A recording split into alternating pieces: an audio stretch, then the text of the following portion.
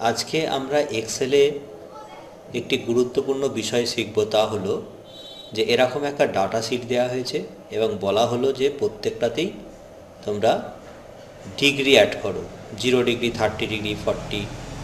তো আমরা প্রথমে 0 ডিগ্রিটাকে ডিগ্রিতে কনভার্ট করব। তো এর জন্য ফরম্যাটের জেনারেলে চলে যাও,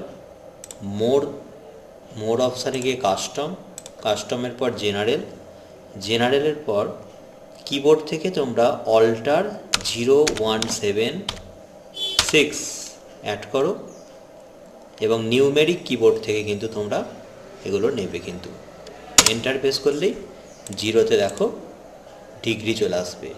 ঠিক একইভাবে 30 এটা সেলটা সিলেক্ট করা হলো।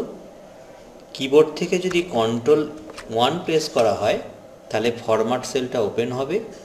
কাস্টমে যাব, জেনারেলে যাব, অল্টার প্রেস করে রেখে 0176 দিয়ে অল্টার ছেড়ে দিলাম, এন্টারে প্রেস করব।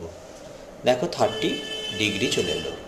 এবং এই যে ডিগ্রিগুলো আমরা আনলাম, এটা যদি আমরা সাইন, কস এসব যে ফাংশানগুলো আছে তাতে অ্যাপ্লাই করলেও কিন্তু আমাদের রেজাল্ট কিন্তু শো করবে।